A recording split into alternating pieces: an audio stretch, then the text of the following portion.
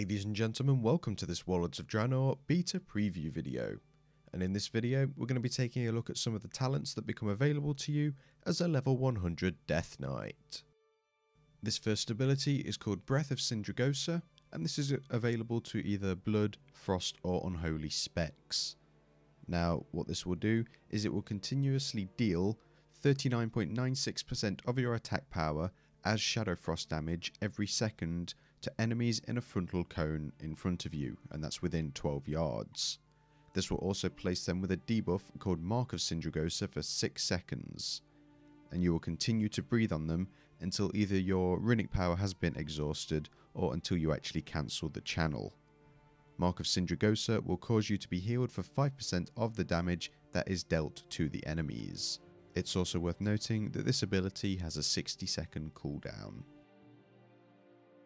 Your next ability is called Necrotic Plague, and again this is available to all 3 specs as a Death Knight, and this is a stacking debuff that will be placed on your enemies, and it will deal a percentage of your attack power as Shadow Frost damage per stack every 2 seconds for 30 seconds.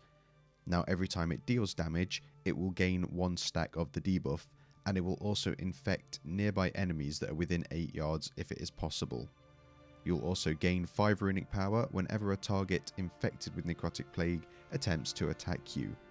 Now this ability will also replace your Blood Plague and Frost Fever, and it's applied by any ability which applied either of those 2 beforehand. So as you can see in the video in the background, I'm attacking one training dummy which is getting the stacks of Necrotic Plague, and it's spreading to the dummies around, and they're also getting the same number of stacks.